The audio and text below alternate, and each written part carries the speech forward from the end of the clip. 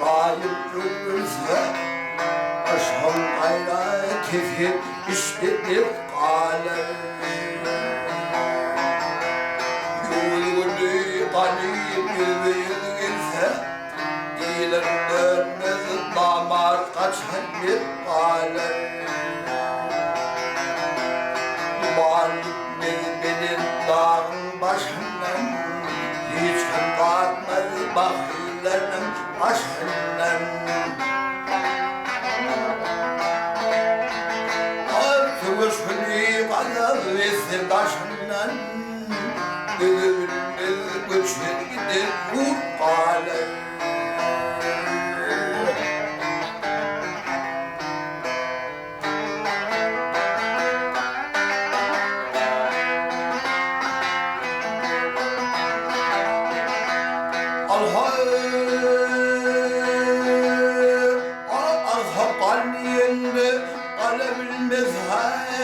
kirpahir sesinden bile bilmez Ay aşık marşunu alabilmez Babam yanar yüreğini dip kalır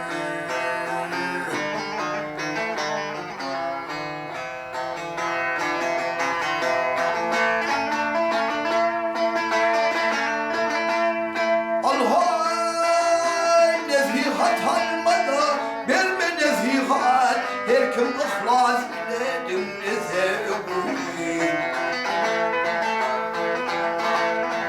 Ay ne kimsin pis görme yamandan bitkat Yavşalardan halka yavşa at kalır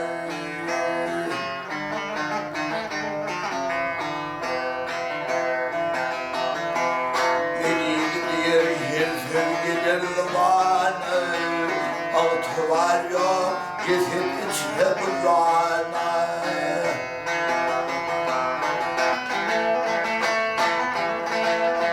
O gelip geçir bunun palı cahane Yavşı yaman Türkmenili kurt kalır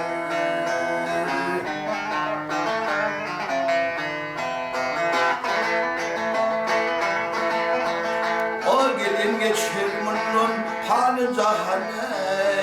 Yavşı yaman Türkmenili kurt kalır